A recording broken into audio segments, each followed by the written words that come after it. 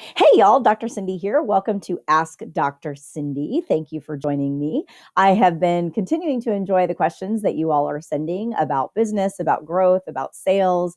And today's installment is going to focus actually on the service industry. I had quite a few people reach out to me who work in either hospitality or the restaurant industry or the bar industry, wondering what in the world are they going to do if they don't have a job to go back to.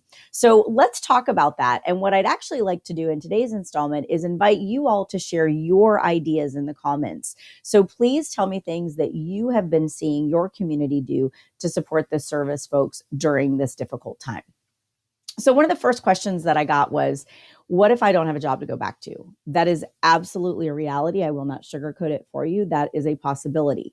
However, one thing I know about our economy, we heavily rely on the service industry for lots of things.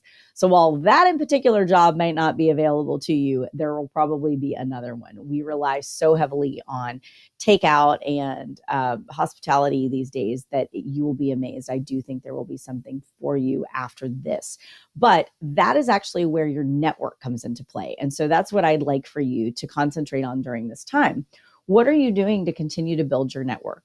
I know that when I was in the service industry, I worked as a cocktail waitress and as a bartender many years ago, and it was really who you knew in the industry that how you got your jobs. So I would encourage you to reach back out to your network, make sure you're keeping in touch with them, letting them know that you are available for when and if that job does open. The other thing that I would encourage you to do is sharpen that skill set right now. What are the things that you should be working on and really doing some personal and professional development at this moment? So are you reading books? Are you watching TED Talks? Are you doing videos like this, like something to help you sharpen the saw just a little bit, so when you go back, you're stronger for it? Another question that had come in on the service industry was, I'm not making enough money.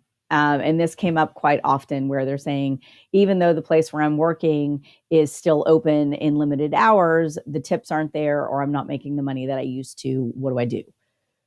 Well, you can't quit. Obviously, that's going to be one of the challenges, is there's probably nowhere else to go. So how are you able to stick it out? What are the planning mechanisms that you put in place in your own life to budget and try to get through this? And this is going to be a lean time for some folks in the service industry. I remember going through it myself and sort of rolling pennies for gas back in the day. So this is not lost on me, but I do encourage you to look at the ways that you can continue to serve. So are there ways that you can sell yourself to your boss during this time? Can you beef up the social media for the restaurant? Can you offer that if that's something that you have that you're good at? Does the website need to be updated? Do you need to be doing new menus? Do you need to be redesigning things? Like, what are the other areas that are maybe outside of your regular job duties that you could be offering to your boss? Sell it to them.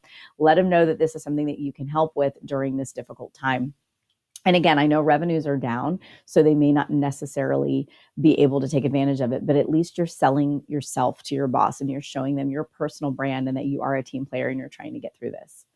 One of the other questions was just, what if my company shuts down? And this was from the hospitality space. And I do think that that is a real issue that is facing a lot of us right now.